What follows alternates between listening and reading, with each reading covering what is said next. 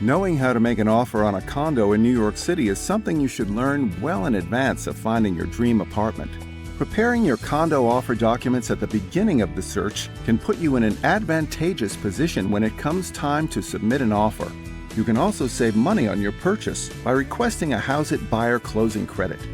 A typical offer for a condo apartment in New York City consists of the following elements: offer terms, pre-approval letter if financing, a submit offer form, real estate attorney contact information, and proof of funds. In rare cases, the listing agent may also ask you to complete a REBNY financial statement. Your condo offer terms will consist of the following elements: offer price, percentage down, contingencies, as well as your desired closing date.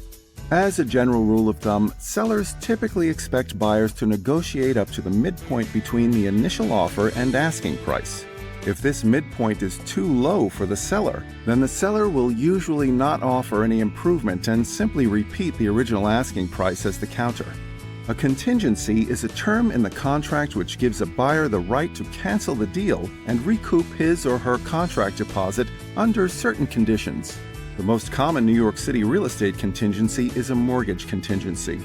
If you have a mortgage contingency and the bank is unable to offer you the loan size you anticipated, you would have the ability to walk away from the deal and recoup your contract deposit. Contingencies make an offer less attractive to a seller, so sellers will usually prefer all cash and non-contingent offers, all else equal. The standard procedure for condo offer submission in New York City is for your buyer's agent to email your offer documents to the listing agent along with your offer terms. Once an offer is submitted, it usually takes a day or two to hear back from the listing agent. The post-offer submission process can vary greatly based on the personality and/or approach of the listing agent, how long the listing has been on the market, and how much competition you're facing from other buyers. A seller can either negotiate bilaterally with you or simply ask you to submit your best and final offer. A best and final offer process is most common in a bidding war situation. What happens once my offer is accepted? Once your offer is accepted, the listing agent will circulate a deal sheet between your lawyer, the seller's attorney, and your buyer's agent. The listing agent will also transmit due diligence documents to your attorney, consisting of the offering plan, 2 most recent years of building financials, as well as other building documents, such as the purchase application and the house rules. Once your attorney receives a draft of the condo contract, he or she will begin negotiating it with the seller's attorney.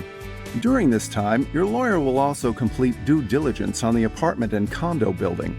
Once the contract is finalized and due diligence is complete, your lawyer will contact you to go over everything. Assuming everything is in good shape, you'll be asked to sign the contract and make a customary 10% earnest money deposit. You can begin working on your mortgage application once the seller countersigns the sale contract. It typically takes around 2 months to close on a condo apartment from the time you're in contract.